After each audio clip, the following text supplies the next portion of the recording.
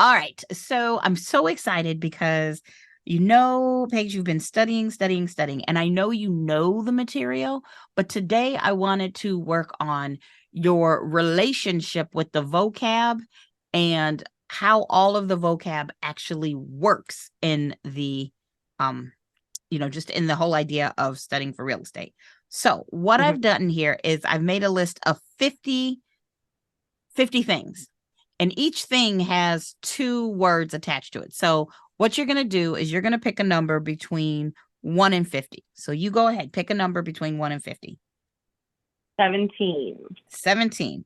So number 17 is ah, non-conforming use and rescission. So Oh what I man. want you to do is I want you to tell me what a non-conforming use is. I want you to tell me what rescission is and tell me how they could possibly be connected. Now, I will tell Okay. you some of them are very easy connections, and some of them we're going to be struggling to connect them. But Mhm. we're going to work on it together because I want to know that you know the definitions, but I also want us to make sure we know where it fits into the grand scheme of real estate. Does that make sense? Yes. Yeah. Perfect. So, 17, non-conforming use. What do you know a non-conforming use to be? Okay. So going off of what I know, non-conforming use is where the house is built, but it's either one like doesn't conform to the other like neighborhoods, so it's Mhm. not like the others, or yeah, I think that's my basis understanding of that. It's just not conforming with the rest of the houses. It's not the same as everybody else. So it doesn't Which like fit in the neighborhood. which is good.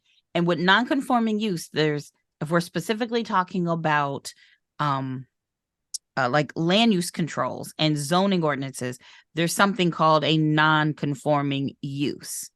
Kind of like we could talk about special use permits, and things like that. And there's a Oh, word that I usually tell people to remember with non-conforming use: grandfathered. What do you know about oh. that? That's if like you're grandfathered into something. So basically like not like a variance, but you were doing it before. So like Mm-hmm. they're gonna let you continue to keep doing it since you were already doing it before they made the change. Exactly. So a non-conforming use is a use. You said it perfectly. Well, it doesn't match all the other uses. But the reason Mm-hmm. it doesn't match all the uses and it's legal is because that use was happening before they changed what was, going on. They said, oh, this was back in the country and you had a car mechanic shop, and that was fine. But now that that land is part of the city, they've made it residential. You get to continue using that property as a mechanic shop because you were grandfathered in. It's a non-conforming use. It's legal. All right, so that's that Mm-hmm. word. What is rescission?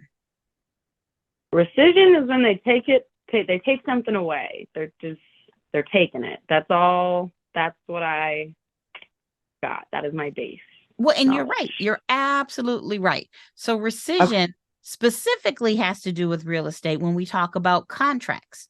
So, the whole point of a contract is somebody can say, oh, if we signed a contract, then you need to do what you said you were going to do. And when one of us Right. doesn't do it, that's when you take the other to a court, and the judge, you tattle to a judge, and the judge either does something or like makes you do it, or they come up with a ruling. Well, one of the things that you can do, or that the judge can do if somebody's breached, is they could take the parties back or cancel the contract, terminate it through rescission. Or does that make sense? Mm-hmm. So Yeah. rescission means they're taking the parties back to where you started. So if you were buying my house and you had written me an earnest money check for $3,000, and I had I say that money was sitting in a trust account. Rescission is like, okay, everybody go back to your respective corners. Or I like to think of it as the oh, what do you call it when you get married and then annulment? Rescission is the Oh, yeah. annulment of the contract world, right? Oh, yeah. So I always think Okay. of like Britney Spears and how she got married in Vegas many, many, many, many, many, many moons ago to some random guy. And then Yeah. they were like, yeah, that never happened. They rescinded it, rescission. Does that make sense? Okay. Yes, yes. That example helps too. Good, good, good, good. So how in the world could those two possibly be related? Okay. In my mind, I'm thinking a play like a thing that has non-conforming use, they could have like that rescinded if they did something to jeopardize their like grandfather clause, I guess. Would that be what it is? I don't know. I could be very wrong. No, I'm you're probably not. You are not very wrong. So here's the thing. When a non-conforming use is um when a non-conforming use is going along, you have these rules that say, okay, you can continue to do this as long as you don't try to make it bigger, as long as you don't try to change your use, anything like that. So it's this idea that a non-conforming use could be used for this, whatever this this non-matching use is for a part of time, a limited amount of time, and then it cancels. Versus rescission, a rescission is, okay, well, we're going along. We have this contract until it ends. And then we take the parties back to where they started. So it's just about the fact that both of them have to do with something starting or stopping. okay. Make sense? Yeah. All right. So let's choose another number. 10. 10. All right. And remember, you can go 1 through 50. Oh, We yeah. got Okay. chattel and we got emblements. Oh, okay. See, this is on my list of words. Okay. Saddle is that's your own personal property, right? Yep. Or no? Okay. Okay. And then an emblement is that's like crops, like something of your own labor, or no? Yes. Crops your own labor. Ah. So tell me more Oh, about emblement. Give me some more details. it's like something produced from your place of business, or no? So I think close. it's Go ahead. I don't know. So when I want to say crops, but I don't know. you are so right. Emblements are crops. Emblements are crops. I don't even know if I spelled emblement right there, by the way, but you know what? That's because there is no spell check on this thing. Yeah. But either way, I'm like, is that That is right? It okay. doesn't look right. So an emblement is a crop, but it's a very specific crop, right? Or I'm going to say it's a very specific time in something that has to do with crops. And an emblement is considered personal property, and personal property is chattel. So you get Yeah. how that goes. Right. Like, did I spell chattel right too? Like it's really hard to type things. I'm like, it looks right to me. I feel like it's right. Look, as long as you have an idea of what we're trying to talk about, that's all I care about. Yeah. All these words No, start. I'm like, did I spell that right? Yeah. Spell check should be built into everything, even handwritten stuff. I don't know. Right? Now that's $1 million. Well, I do have one program that does it, and I probably should have used that. But okay, that's okay. So emblement. An emblement is, and the thing you want to remember, it is a crop, but we're calling it an emblement when we're relating it to leased farmlands. Leased farmlands. So let's say you're leasing farmland. It has to be leased. We're not talking about owning. Let's say you're leasing some farmland and your lease was up October 1st, but you had planted some corn that wasn't going to be ready for harvest until October 20th. You leased the farmland. That corn that you planted, you always intended it to be a crop. It was, even though it is considered part of the real property because it's growing in the land. I mean, the corn stalk is in the land and then the corn is attached to the stalk, yada, yada, yada. However, it was always supposed to be a crop that you were going to go and sell.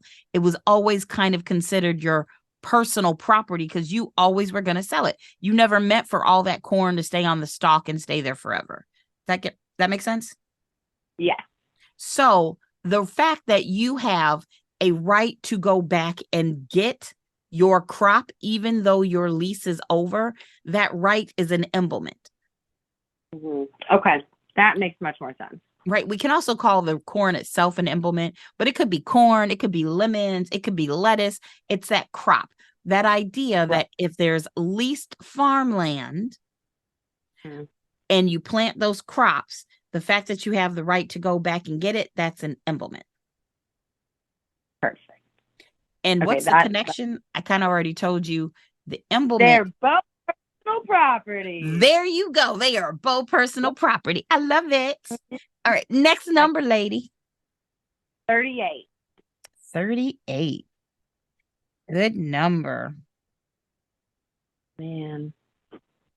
Ooh, beneficiary and mortgagor. What are they? Oh, And then how are they related? oh, I get this so confused. Okay, I know, I think I know that the beneficiary has something to do with a trustor and a trustee. And I want to say no, because I'm getting it confused with life of like the remainder, the remainder of life estate. I'm getting that confused. Okay. Well, and this is what I love. I love the fact that you're like, oh, I'm getting it kind of mixed up. Because if you look at number 34, that Oh talks yeah. about remainder versus reversionary. Now, we'll come back to that, but remainder Hmm. and reversionary have to do with estates and ownership and Yeah. things like that. So that's Hmm. kind of a different chapter. I will tell you for 38, beneficiary and mortgagor, those are going to be having to both do with finance. So if you think about it that way, what is the beneficiary or who is the beneficiary if we're talking about finance? Is that the person who gets who signs, like who gets them the loan, or no? It's not the Oh, person who gets the loan. it's the person who I'm trying to think how they would like who it's whoever benefits from the signing of the loan. So, sort But of close. There is a benefit. So, when we think about the beneficiary, when it comes to mortgages, that's going to be the lender. Why? oh, Because think of a title theory state. Remember, there are three parties in a title theory state when you borrow money. There's the mortgagor, there's the beneficiary, and then there's the trustee. okay. So remember, Yeah. in a title theory state, and I'm going to go ahead and we'll cheat and I'll give you the answer to this one. The mortgagor is the borrower because Okay. we know Okay. the or is the giver, right? Yeah. The or is the giver. And when you are borrowing money in a title theory state, we treat having that house loan like having a car loan. Remember, we know when you have a Hmm. car loan, it's not your car, it belongs to the bank, which means in a Right. title theory state, it's not your house, it belongs to the bank. So it turns out in a title theory state, the mortgagor or the borrower, you are giving title to the trustee. You're giving the bank the promissory note. You're giving the trustee. Oh, Is it okay. making That sense makes now? Yes, because I would always get confused with the mortgage or because in my head I'm like, well, if they're borrowing money, like wouldn't they be receiving a service? But since they're giving the title to the trustee, they're the provider in that scenario. Yes. They're Yes. so therefore that, okay, that's making sense. That Yeah. makes much more sense. I was confused for a second. Yeah. So the mortgagor is the person who's giving the promissory note and the deed of trust.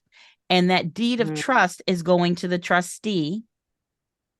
So that way, if the borrower, defaults, the bank just calls up the trustee and says, hey, we got to sell it.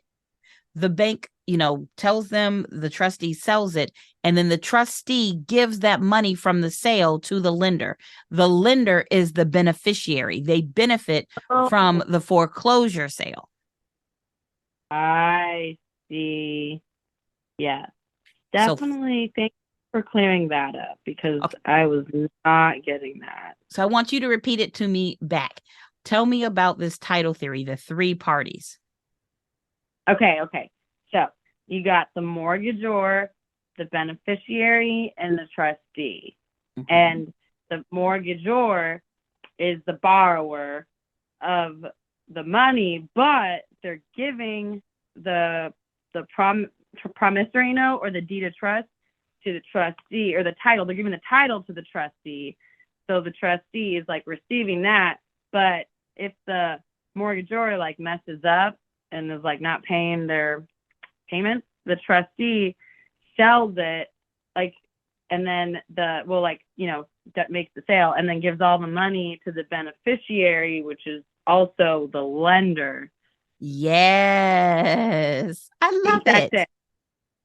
Oh my gosh. Okay, this is making sense and clearing it up. Thank God. You like doing it this way? I thought you would.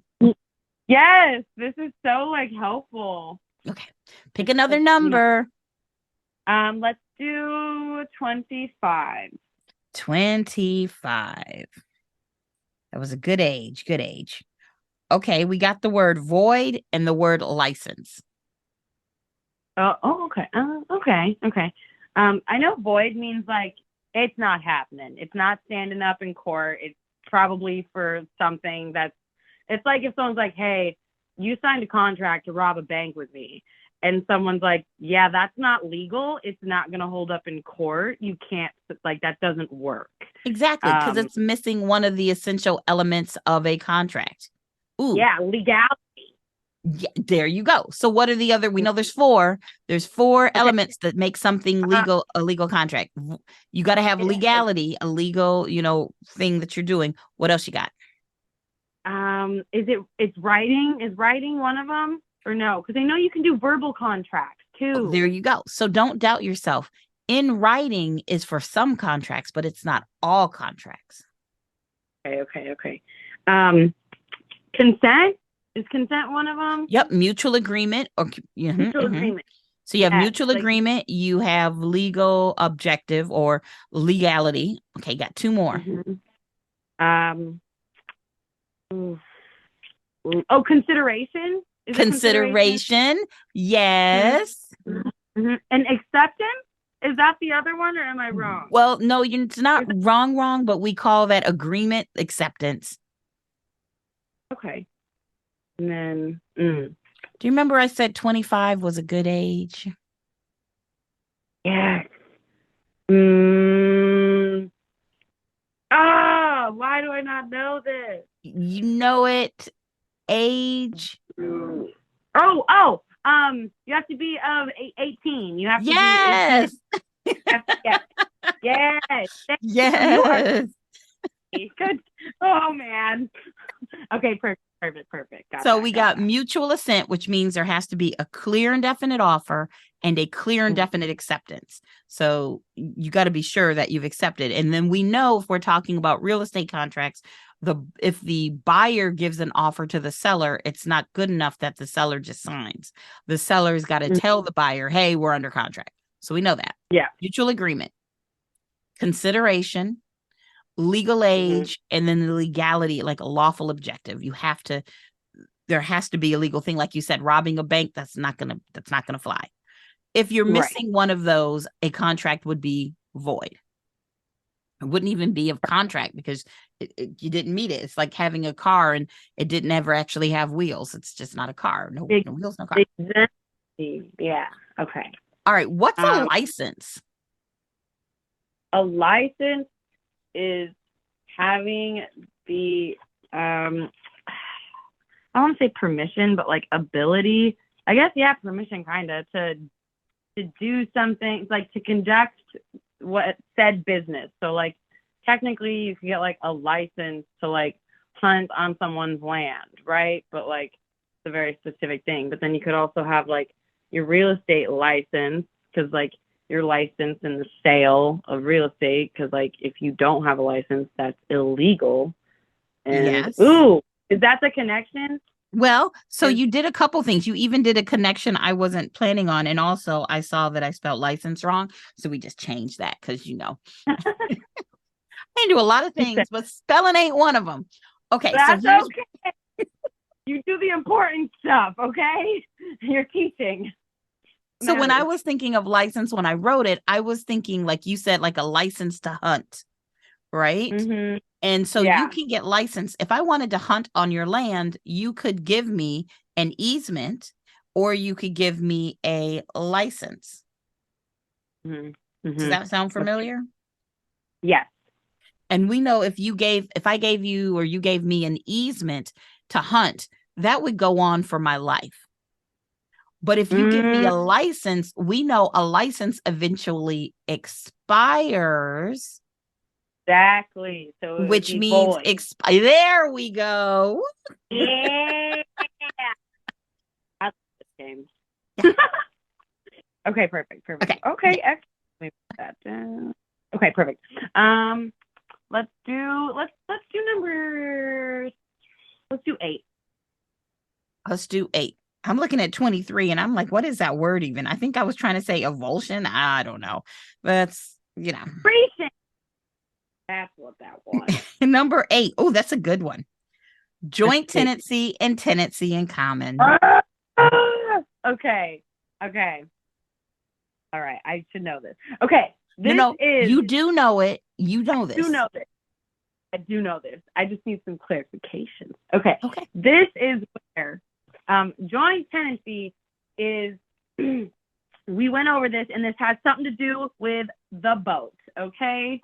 It's like, which sounds crazy to people who don't know what I'm talking about, but you have to have the 4 things to like acquire joint tenancy. Okay. And Yes. it has to, right? Doesn't it have to happen at the same time? Like, At the same time, time is one of them.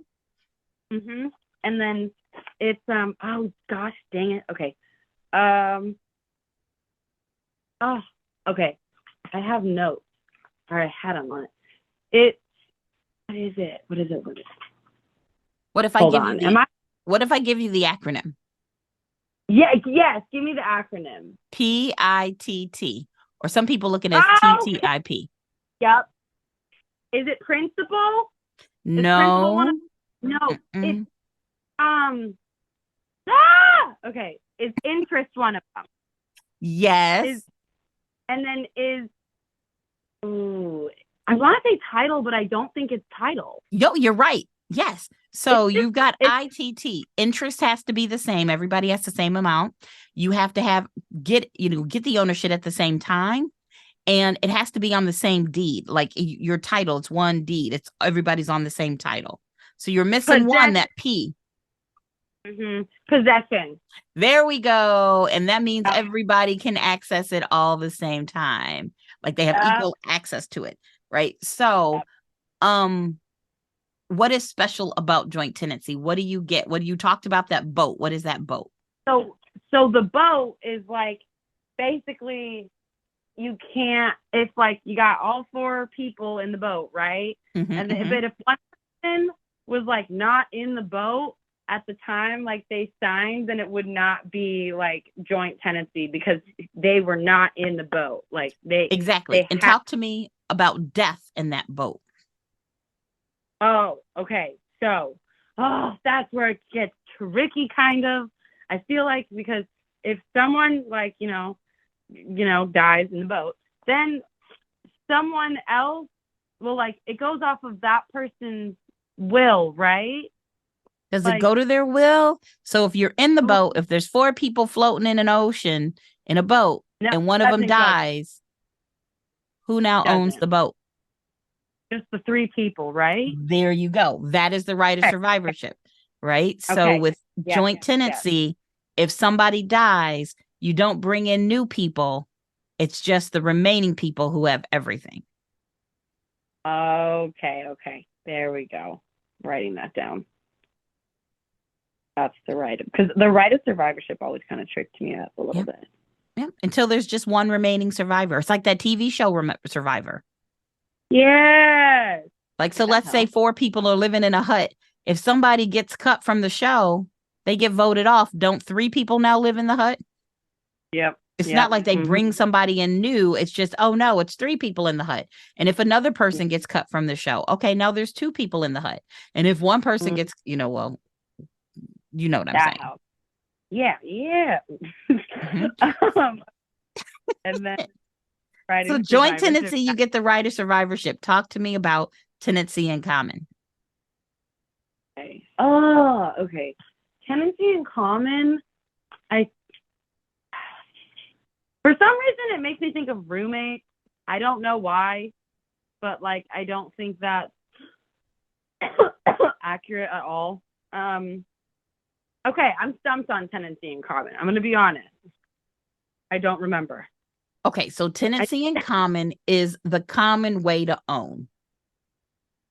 The oh, what common the way to own real estate. So before you okay. took real estate school, if 4 people owned a property and one person died, what would you have assumed would have happened to that person's property, their interest?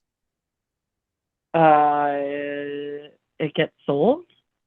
It could get sold or it could go to their, Oh, they're whoever they're living with. yeah, their heirs. Yeah, yeah. Yep, that's tenancy in common. It's this idea that, okay, if you have 4 owners, A, B, C, and D, D could sell to F, and now it'd be A, B, C, and F.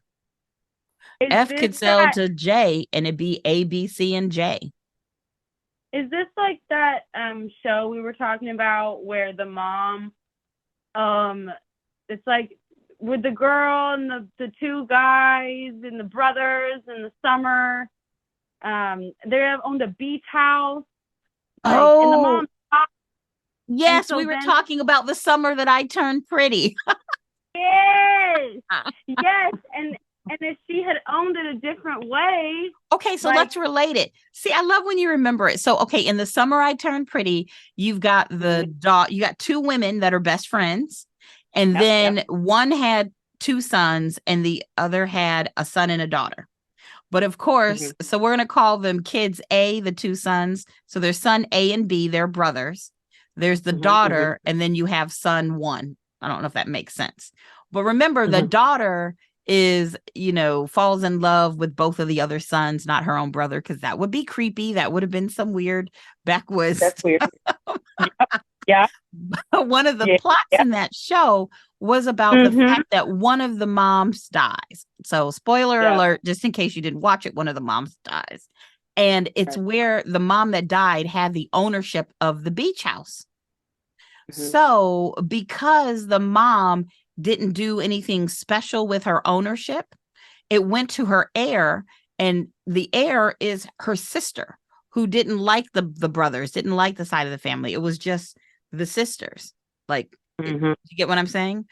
But Yeah, what yeah. the mom could have done is owned it jointly with the other best friend, and then when she died, it would have gone just to the best friend. Or she could have said, hey, I'm going to make my sister an heir, but I'm also going to make my sons an heir. So that would have meant that all 3 of them would have owned a third of it. And if the sister wanted to sell her portion to whomever, she could have, but the boys still would have had their third.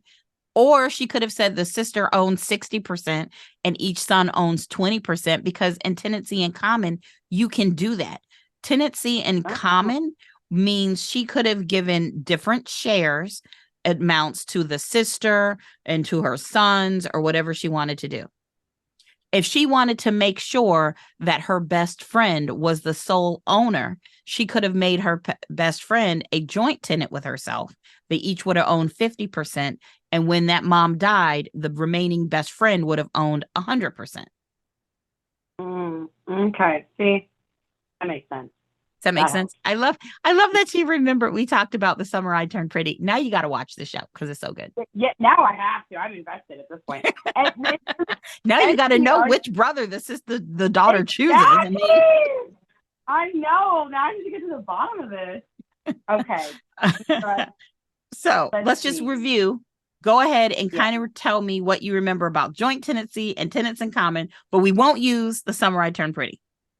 Okay. Okay. Okay. Okay. For joint tenancies, okay, so that basically where you have to have possession, interest, title, and time Yep. for the four things. And then they all have to be present at the same time to sign it to get, like, for it to qualify as joint tenancy. And then if anybody, like, exits the earth, then they like, it's just the remainders, or not the remainders. It's just the right of survivorship. So it's survivor. It's just whoever's Yep. still alive. Very good. That's joint tenancy. And tenancy in common is where basically you have different shares of it. So it's like, if you die, it just goes to your heirs. Like, yeah, exactly. Oh, yeah. You can have different amounts of ownership, and you can sell it, you can will it, you can do whatever you want with it. There's no weird rules about it. Mm-hmm. Now, that reminded me, when you said that, we were supposed to go over number 34, which was remainder versus reversionary. Okay. So, I think I remember this, but we'll see. So, remainder is that okay? But yeah, it has to do with estates, right? So yes. Okay, good. So then, it's like, and I'm thinking back to that. I think it was like the Tom Hanks example or something, or basically it's like, if someone, like, if I get a house, right? Mm-hmm. But then I'm like, I want to let my best friend use the house, right? I'm going to let her, like, use it for the remainder of Cardi B's life. I don't know. And I think that's, see, I know I'm not getting it completely right, but I know that I'm kind of not wrong. Okay, so let's use what you're saying. Let's say you have a house. You could give it to your best friend. It's not just that your friend can use it. You are giving her ownership. But for how long? For Cardi B's life. So that means your best friend is the new owner. She is the life tenant. And then how long can she live there? For Cardi B's life, Cardi B is the measuring life. We're talking about a type of life estate. Poratry v. life estate, for the life of another. Now that we've talked about a Poratry v. life estate, this is where remainder and reversionary comes in. What happens when Cardi B dies? Then it reverts back to the original owner. So right? That would be a reversionary. That's reversion. It would revert back to you. Or you could have assigned a remainder man. Oh. And that's where the remainder man could be me. You could have said, hey, bestie, you can live in this house. You can own this house as long as Cardi B is alive. But when Cardi B dies, bestie, you got to go, because you will no longer own the house. Candace is going to own the house. That would make me the remainder man. That makes more sense. So what you as the original owner gets to decide, you started, let's say, with fee simple absolute title. You gave a Poratry v. life estate to your bestie, but you got to decide how long she was going to own it for. You said for the life of Cardi B, which is what made it Poratry v. You could have said, bestie, you could stay here for your life, making your best friend the measuring life and the life tenant. But the last decision that you could make would be, when the person dies, when the measuring life dies, do I want it to revert back to me, reversionary, or do I want it to go to this new person I've added in the mix, which would be your tutor, Candace? Okay, that makes sense. So now give me a different example using different people. Okay. So, let's say, okay, Jennifer Aniston. Okay, she's the owner of the house. Okay, the OG owner. She's the OG. Jennifer Aniston is the OG owner. Got it. We love her. And so We do though, don't we? Isn't she just kind of awesome? she is. She really is the best. She's just honestly well-rounded. I think Okay. I like her because she's not married and she doesn't have kids and she's still doing her own thing and she's just awesome. I mean, there's And nothing wrong with being married and not having kids, but she makes it okay to not be married and have kids. So, okay. yes, and she makes it look good. Okay, this has happened. Okay, so so she buys the house, right, and then so Monica, from Friends. Yes, yes, yes. So let's say she's like, hey, you can have this house. You can, you own this house. I'm giving you this house. But Monica, Ross is the Port Archie. Poor Autry, yep, for the life of another. Yeah. And so when Monica's brother dies, then the house, instead of reversionary, like going back to Jennifer Aniston, it's gonna go to Phoebe Buffay. Buffay, Maine, because Phoebe deserves a house too, she really does. We love her. So that's did that work? Is it wrong? Do you think it was wrong? No, it sounded right. It is right because it is right. Okay, good. And now I've got the theme song to Friends in my head, but I love it. Now I'm like writing it down. I'm like, Friends example. So and that's what I want you to do, because now if you get a question about remainder or reversionary or life estates, you came up with the Friends Jennifer Aniston. Like, it's going to be easier for you to remember it than if I just came up with something. So I love it. All right, let's do another one.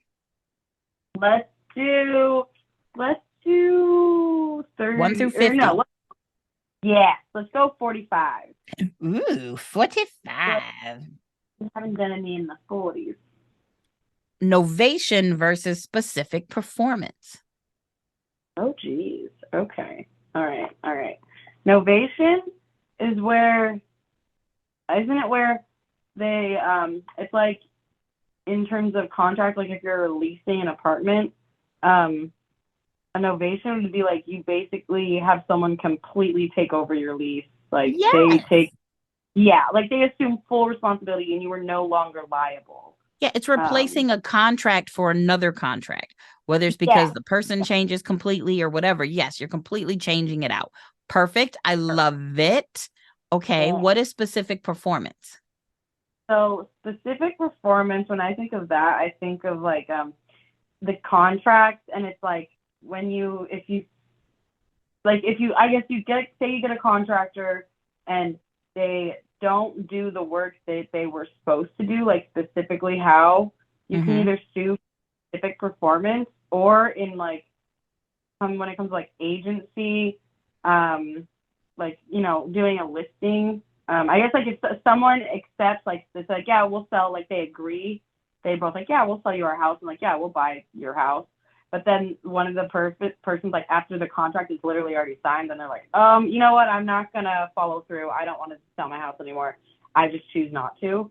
And there's like no rescindiary clause or whatever. Then it's like the person who was like, no, you said you were going to buy my house. I'm suing you for specific performance because you're not following through on your contract. Is that correct or no?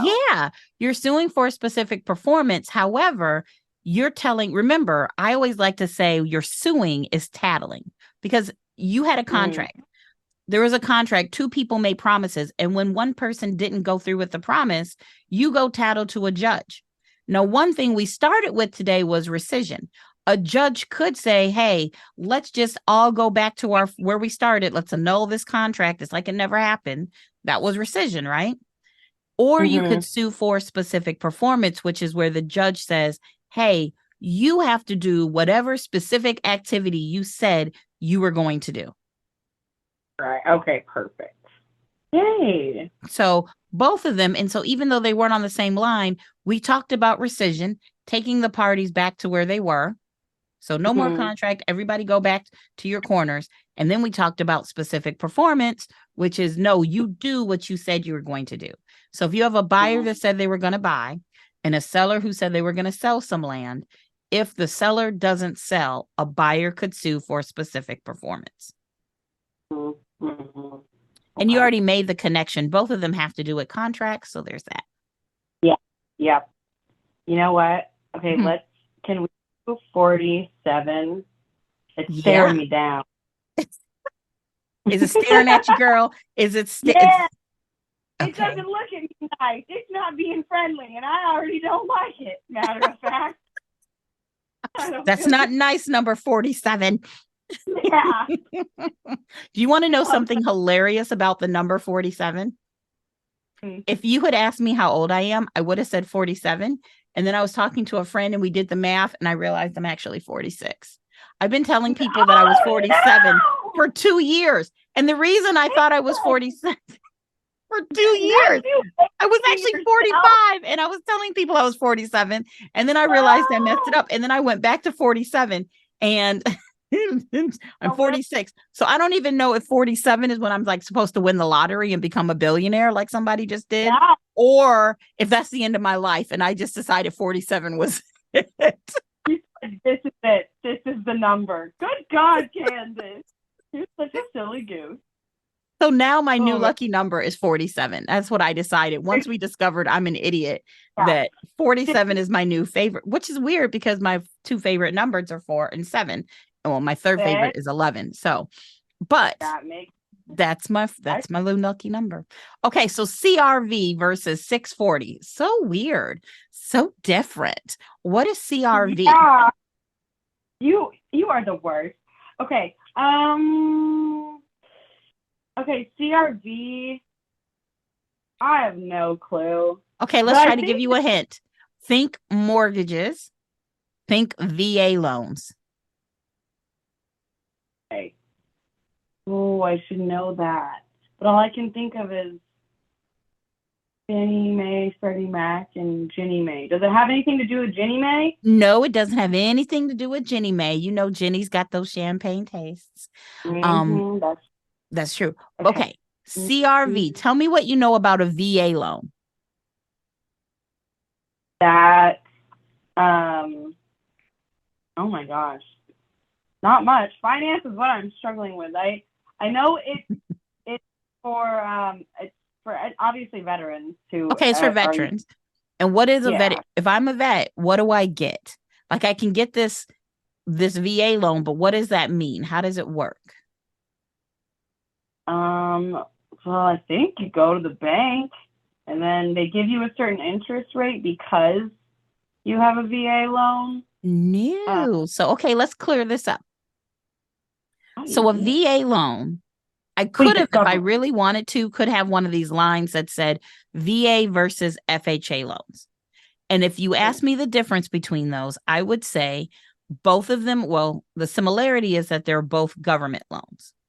The Mm-hmm. difference is an FHA loan, the borrower goes to a bank, but FHA provides the mortgage insurance. A Okay. VA loan, the vet still goes to a bank and the bank makes the loan, but the VA loan, the bank is guaranteed by the government. So Okay. FHA is insurance, VA loan is a guarantee. So let's talk about what that means. If you were in a car accident, let's say your car is total, but you weren't in it. Somebody hit a parked car. It's total. Mm-hmm. Does insurance ever cover 100% of your loss? No. No. Right. Same thing with mortgage insurance. It covers some of the bank's loss. If there is a foreclosure and all the monies, the bank doesn't get all their monies from what they loaned, mortgage insurance helps cover some of their losses. But VA loans are guaranteed. A VA loan means that the government is saying, dear bank, if you give this vet X amount of money, we will guarantee it. You won't lose a single penny. So if there's some guy named Billy Bob who is a vet and the Mm-hmm. government says, if you give Billy Bob 250, he defaults, you sell the house and you're still short, we will make sure that you don't lose a single penny of that 250. We will cover any of those differences. We are guaranteeing up to $250,000. So first, does that Okay. make sense? Yeah, it So does. FHA, insurance, Yep. And then VA, VA backed by the guarantee. government. Well, they're Yeah. both backed by the both backed by the Well, that's government. VA is a guarantee. guarantee. Yeah. Okay. Okay. I see what you're saying. It's not necessarily as risky. Well, yeah, it's not going to be risky at all, which is why you can sometimes get 100% down payment with a VA loan. Wow. Because That's nice. if you're the bank, do you care if they put money down? No. No, you're guaranteed 100%. Right. So all of that was to get to CRV because the piece of paper that says, Dear vet, we will guarantee up to $250,000. That is, well, actually, what I just explained was the certificate of eligibility. Explaining the wrong thing. A certificate of eligibility tells you how much the vet can afford or how much the Okay. vet will be covered. The CRV stands for Certificate of Reasonable Value, and that's just a VA loan appraisal. It's Yeah, just I a did VA not. loan appraisal. Okay. Certificate of Reasonable Value, VA loan appraisal. A reasonable value. Perfect. Okay. But Okay. we have to make sure that you understood all that about VA loans. And now you know a little bit about the difference between VA and FHA loans. Great. So Well, that's now, CRV. What is 640? girl, that's what I'm think. If it's what I think it is, I'm like that. I don't know how I'm gonna connect that. Okay. Is 640 the it has to do with acres, right? It does Or have to do with no? acres. There's 640 acres in a In a is a hectare? How do you say that? hectare. No, has to Is do it with the a government rectangular town, government rectangular survey system. Is it the section? Yes, there are 640 acres in a section. Woo! Yeah. Okay, now how the connection is Girl, when I made that this one, I was like, if somebody can connect it, I'll be impressed. Okay, here's what I would say. If I had to connect it, which is so not connectable, I would say there's 640 acres in a section, and one person might buy 1 acre. And if they do, they could use a VA loan, and they're going to use a CRV to figure out how much that acre is worth to make sure they could get the VA loan. that is the only thing I was like, there is land and you can buy that land with the said CRV. That's all I had. Like, So remember, the CRV is how much it's worth, the appraisal of the VA appraisal, but the certificate of eligibility tells you how much the vet will be covered. Exactly. Okay. All right, let's do one more. Pick another number, 1 through 50. Let's I see. closed it down. Let's see. Face ID. Oh, there we go. Okay. Let's do 5. Ooh, all the way back up to the tops. No, I'm so sorry. Oh, you don't, I don't, ooh, it's a good one. God dang it! Oh, what the heck, lady? Okay, you know what? It's fine. It's fine. Fred's Corn versus Ocean. They are both acronyms. Okay. You know what? I wrote this down. Off the top of my head, no, wait. It has to do with what's it called? It's the right. You know what I'm talking about? You can't discriminate based on this stuff. Yes. You can't. Yes. Fair housing laws. Yes. Okay. Not. Good God. Oh my God. Okay. Yes. This is what we're doing. Familial status. For one. Which means you can't discriminate against kids, people under 18. Yeah. Great. Yeah. R. Race. Yes, can't discriminate based on race. D. It could also, disability. yep, there you go. I was going to, it could also be handicap. Some people remember it as handicap, and handicap's not the word we want to use anymore. It's disability, physical or mental. And, The S. Okay. Sex, right? Yep. Shocking. You could remember that word. Okay. Yay! Okay. Okay. C. Is color. Yep. Color. Can't discriminate based on the color of somebody's skin. What's the second R for? Religion. Religion. And the last letter N. Nationality. National origin. Nationality. Okay. Fair housing. Okay, that's one acronym. What is the acronym OCEAN for? Can you give me a hint about what it pertains to? Land. Gaining land. Gaining land. Okay.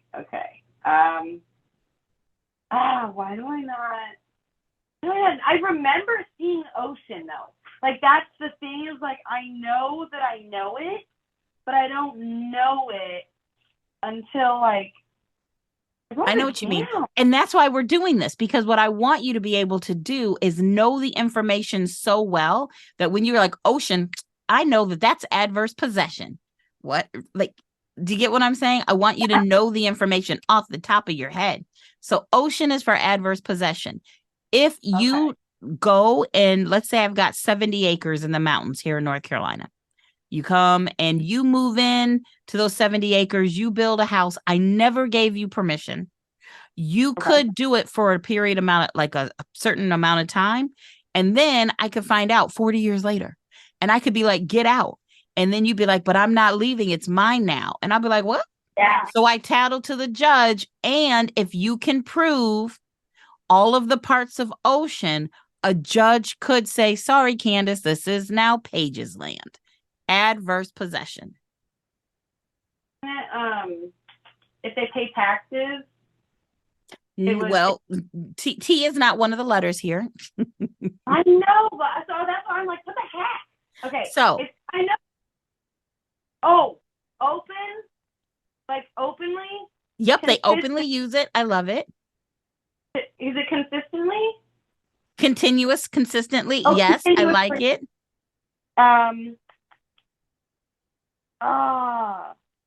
E, you're probably, it's hard. It's exclusive. Oh, yeah, I wouldn't have got that. Okay, exclusive. Is is it aggressive or? Well, aggressive is good. Adverse. You couldn't have gotten permission for it. Yeah. And then, I don't know what N is. I want you to think of a rapper. So I don't know if you recently know that they found out who shot Tupac, but Tupac died. And then like before that, another really famous rapper died. Blank Smalls. No, Biggie Smalls. But what was his actual name? Notorious. Yep. Okay. Open and notorious. Notorious. It's literally the best examples because now I'm going to remember this. Why did my brain know that, but it didn't remember this? Oh, that is so frustrating. I know. So I love it. Okay. It stands for open, continuous, exclusive, adverse, and notorious. Notorious. All right. Well, did you learn some stuff today? Yes. Oh my God. Yes. Clarified a lot. All righty. Well, we're going to do this again. I guess we're doing it next Friday, same time, right? Perfect.